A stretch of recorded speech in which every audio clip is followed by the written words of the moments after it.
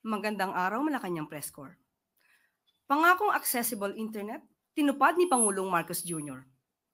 Upang masigurong walang maiwan sa digital world, muling nagbalik si Pangulong Ferdinand R. Marcos Jr. sa Tacloban City ngayong araw upang tuparin ang pangakong pagbutihin ang internet access sa Eastern Visayas lalo na sa mga geographically isolated and disadvantaged areas sa rehiyon. Sa isang Regional Development Council meeting ni Pangulong Ferdinand Marcos Jr.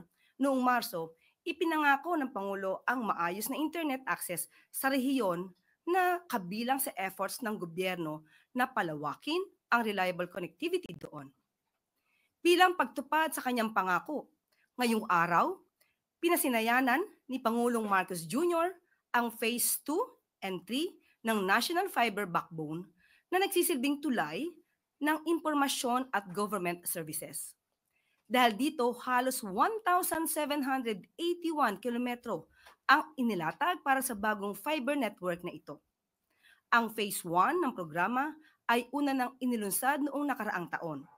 Sinimulan ito sa Ilocos Norte hanggang Quezon City. Ngayon, pinapalawak pa ng gobyerno ang programa sa Cagayan Valley, Calabarzon, Bicol, Eastern Visayas at Mindanao na inaasahang magpapalakas sa internet access sa mahigit 600 na tanggapan ng gobyerno. Mapapakinabangan naman ito ng halos 17 milyong Pilipino. Kapag nabuo ang National Fiber Backbone Project ng Marcos Administration, inaasahang mababawasan ang gastos ng mga telco at internet providers at magkakaroon ng mas abot-kaya at mas mabilis na internet. Ibig sabihin, mas maraming Pilipino ang konektado sa bagong Pilipinas sa ilalim ng digital bayanihan.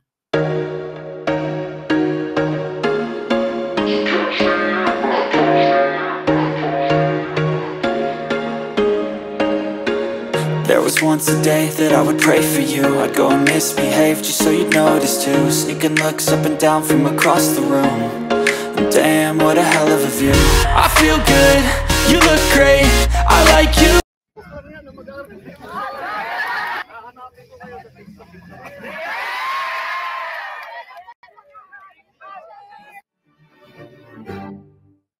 Agarang maibalik ang load limit sa San Juanico Bridge, ipinag-utos ni Pangulong Marcos Jr.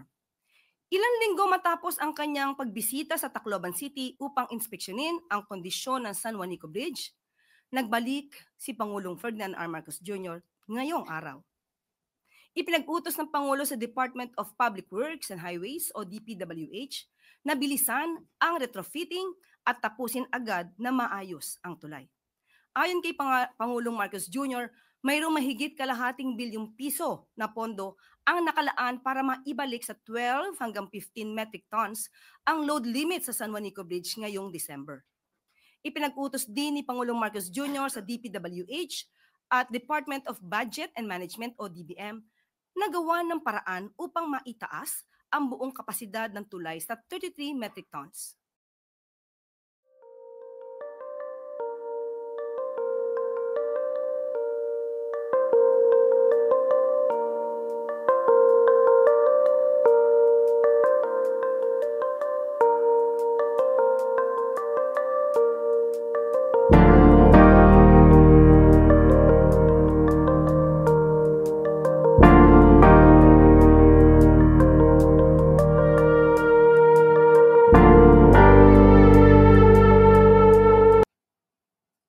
At maaari na po akong tumanggap ng inyong mga katanungan. We begin with Chloe Hofana, Business World.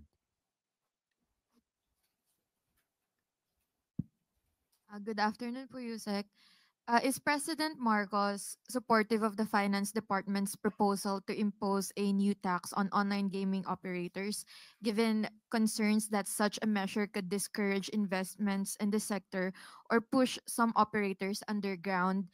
How is the President weighing the potential revenue gains against the possible impact on industry growth and employment? Ang proposal po na ito ng DOF na magkaroon po ng tax para po marestriktuhan ang mga online gaming ay para naman po ito sa ikabubuti ng pamilyang Pilipino. Batid po ng Pangulo na maaari mangyari sa mga gumon sa sugal at hindi niya naman po tututulan basta po mayroon pong sapat na pag-aaral para po ang tungkol sa buwis na ipapataw man.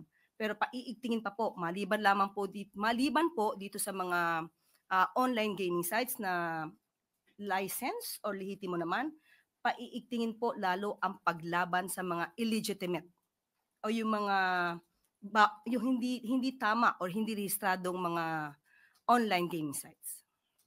Follow up lang po from Sir Dexter of Inquirer.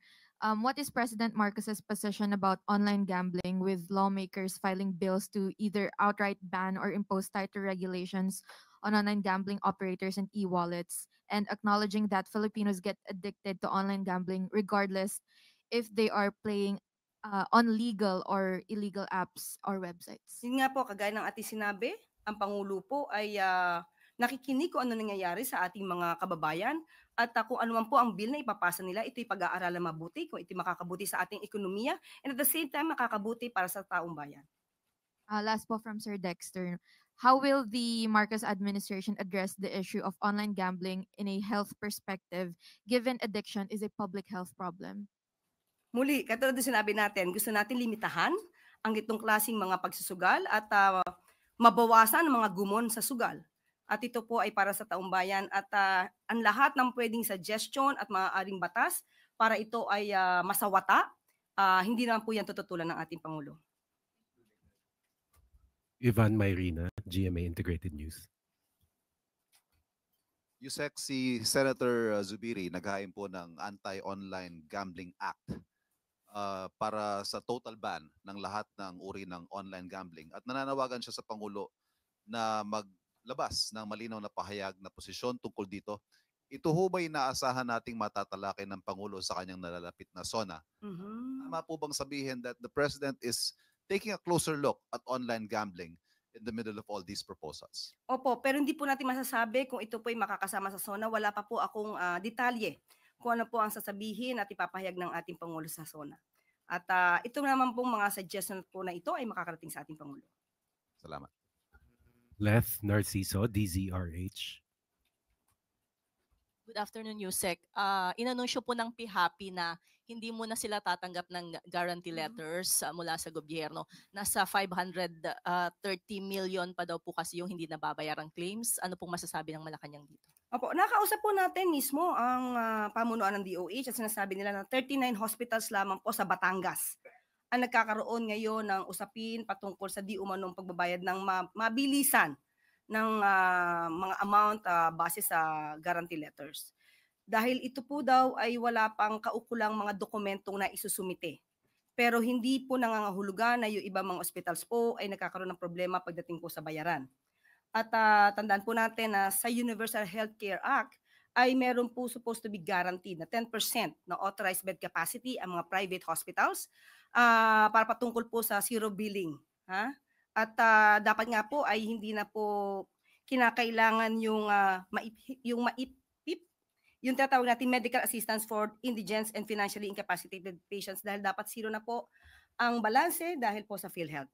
At kung mas kakailanganin po ng ating mga kababayan na sila ay at malapit sila sa mga DOH hospitals, hindi po kailangan ng GL doon or guarantee letters. So marami po tayo, meron po tayong mga listahan po dito ng mga DOH hospitals na hindi po kailangan ng guarantee letters from any politicians. Dahil po kapag ka po DOH hospitals, ang social worker po mismo ang tumitingin kung sila qualified at hindi naman po politiko. So ang ilan po dito na aking mababanggit, marami po kasi ay Philippine Medical Center, Lung Center of the Philippines, NKTI, Philippine Health Center, East Avenue Medical Center, Amang Rodriguez Memorial Medical Center, at marami pa pong iba. Mamaya ibibigay ko po sa inyo kung kayo po ay nangangailangan ng kopya ng DOH hospitals. May plano po ba ang Pangulo na kausapin ang mga opisyal ng DOH para pagpaliwanagin o linawin itong bagay na ito kasi may pangako po siya na tutugunan yung mga basic na pangailangan ng taong bayan. Bagamat private hospital po yung pinag-uusapan, programa pa rin po ito ng gobyerno. Yes, opo. Meron naman po kasi MOA ang DOH with the private hospitals. At sabi nga po natin, hindi naman po nagkakaproblema ang gobyerno patungkol po sa pagbabayad ng mga bills po ng ating mga kababayan na covered po ng guarantee letters. Dito lamang po sa 39 hospitals na kinakailangan po ng DOH yung ibang mga dokumento para po sila mabayaran. So, doon po sa maniningil ng mga hospitals, kumpletuhin lang po yung inyong mga dokumento dahil po ang DOH ang sinasabi sa atin ay may sapat na pondo. Evelyn Quiroz, Filipino Mirror. Hello. Good afternoon, Yusek.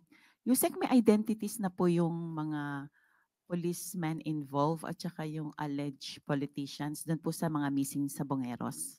Nakausap natin ang isang kinatawan sa DOJ at sinabi po nila na hanggang sa ngayon po ay pinag-aaralan at hindi mo na po nila i-reveal ito dahil patuloy po ang kanilang pagsasagawa ng investigasyon. Another topic lang po, yung sa case naman po ni VP Sara, if the findings of the Ombudsman is against the Vice President, sa tingin niyo po ba ay makakatulong to sa impeachment proceedings na kinakaharap niya ngayon? Ayoko po muna magbigay ng anumang sagot sa isang hypothetical question. Tignan na lang po muna natin kung anong mangyayari. Salamat po. Thank you po. Ivan Mayrina, GMA News. Ma'am, this is a question on the national debt. Dalawang bahagi po yung tanong. As of end March 2025, nasa close to 17 trillion na pong utang ng bansa. Ito ay 62% ng debt to GDP ratio. Of the more than 4 trillion borrowed under the Marcos administration, can we account where it largely went? And is a 62% debt to GDP ratio still within what can be considered healthy? Ito po ay ginamit sa mga growth-enhancing investments tulad ng infrastructure, education, agriculture, health, at social services. Makikita po natin kung ano ang mga tinulong ng Pangulo at ng pamahalaan sa mga farmers natin, sa mga mangingisda po natin. Pati po itong pagpapataas din po ng mga ayuda at tulong sa ating mga kababayan. Makikita niyo po yan. At ito po ayon sa ating DOF, Department of Finance, ay sustainable. Nasa sustainable level po tayo. At dahil po ang 70% po ang international threshold for the debt to GDP ratio. So, nandun pa po tayo dahil sabi nyo nga po, nung nakaraang taon, nasa 60.2, hindi ako nagkakamali, 60.7%, pero ngayon mukhang tumaas ng konti. 62%. But still, nandun pa rin po tayo sa range. It's supposed to be below 70%. And can you tell us kung ano pong targets in the next 3 years of the administration? Kasi po, sa unang SONA ng Pangulo, if I may point it out, ay target po na ibaba sa 60% or below ang debt to GDP ratio. Sa ganyang katanungan, tatanungin po muli natin ang DOF at yung ating economic team patungkol po dyan para mas detalyado ang aking maiulat sa inyo. Thank you. Last question, Maricar Sargan, Brigada. Good afternoon po, Yusek. May panukala po si Senator Cheese Escudero na ipawalang bisa yung bank secrecy law para ho sa mga government officials and employees para daw po maiwasan yung pagtatago ng mga ill-gotten wealth. Si Pangulong Marcos po ba willing na suportahan yung panukalang ito? And if ever na maging batas, bukas din po ba siyang buksan yung kanyang bank records? Ang Pangulo po ay sang-ayon po at dapat lamang po nating ipatupad itong accountability and transparency sa gobyerno. So, hindi po tayo magkakaroon ng negatibong sagot mula sa Pangulo. That was the last question. Thank you, MPC. At gusto ko lamang palang i-update po kayo dahil nung nakaraang araw po ay humihingi po kayo ng mga pangalan ng barangay. Napakarami po at hindi ko po ito mababasa sa inyo. Mauubos po ang araw natin kung babasahin ko sa inyo bawat isa. So, ibibigay ko na lamang sa inyong opisyal itong mga kopya. Nandito po, yung sasabi niyo mga barangay na nasasabi natin drug cleared, drug free. So ibibigay ko po sa inyo ang summary dahil ngayon lamang po binigay sa atin ng PIDEA. At ang iba mga pangalan po ng barangay ay ibibigay ko rin po sa inyo pero hindi ko po lahat masasabi. Meron dito pong Maghipid sa Lope de Vega sa Northern Samar, San Jose, Barangay San Jose sa Municipality ng Lope de Vega, Northern Samar, Jebonawan, Lope de Vega, Northern Samar at nandito po yung iba mga pangalan. So ibibigay ko na lamang sa inyo at para po magkaroon kayo ng konting detalye. At yung iba po na gusto niyo pa po ng detalye, maaari po niyong itanong mismo sa PIDEA. Okay? Sa ibang balita, walang gutom program beneficiaries makakabili na ng benting bigas. Upang mas gumaan pa ang pamumuhay ng mga beneficiaries ng walang gutom program ni Pangulong Ferdinand R. Marcos Jr., simula ngayong araw, makakabili na sila ng 20 pesos na bigas sa ilalim ng benting bigas meron na sa WGP program.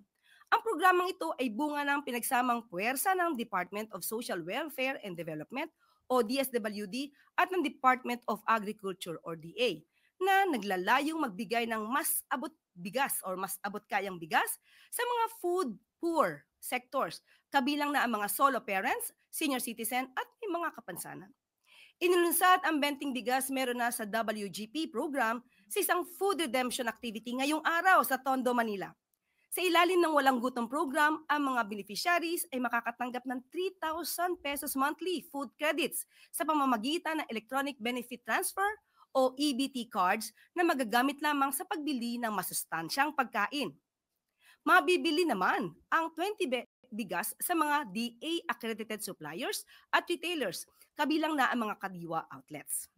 Sa ngayon ay meron ng 300,000 low-income households ang nakikinabang sa walang gutom program ng Marcos administration.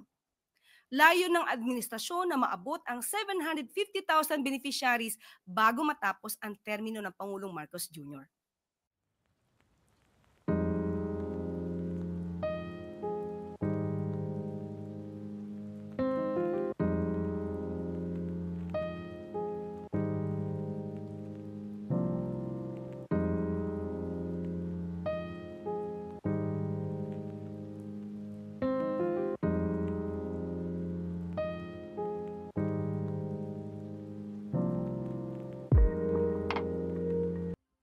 Para umo-order lang sa fast food center. Ganyang kabilis.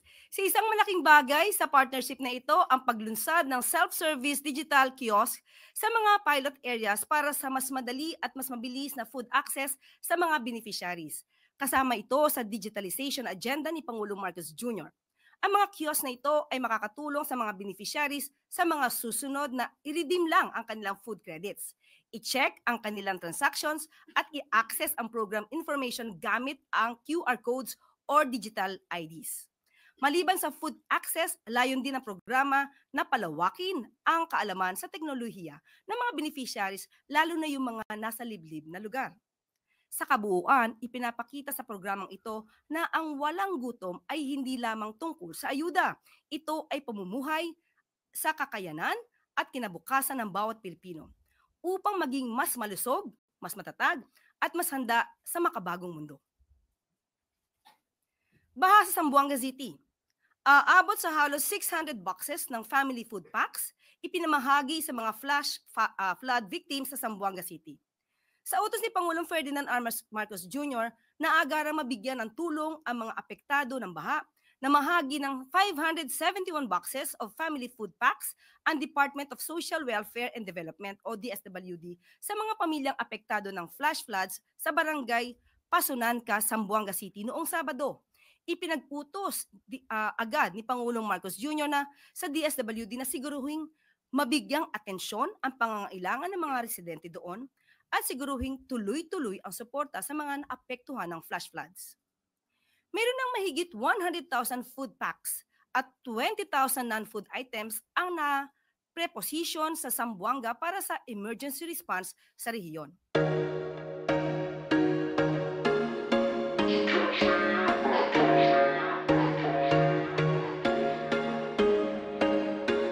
There was once a day that I would pray for you. I'd go and misbehave just so you'd notice too. Sneaking looks up and down from across the room. Damn, what a hell of a view. I feel good, you look great. I like you, I can't wait. A first time, a first date. You're so fine, I'm so late. You sip wine, I drink straight. Don't waste time to my... Food inflation rate. Bumagal sa 0.1% itong June ayon sa DepDev.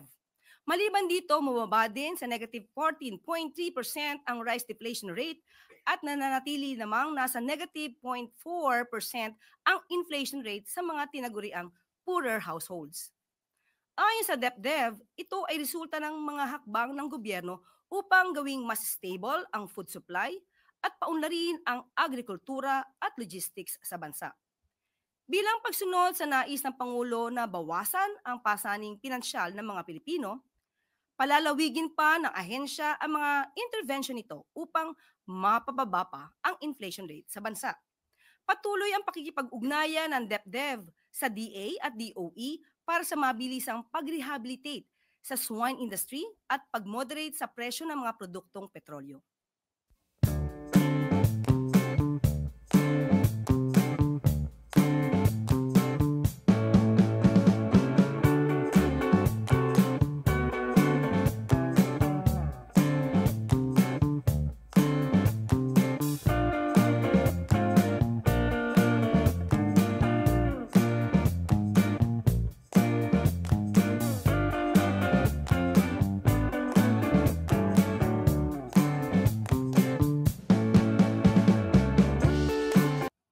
At dito na po nagtatapos ang ating press briefing.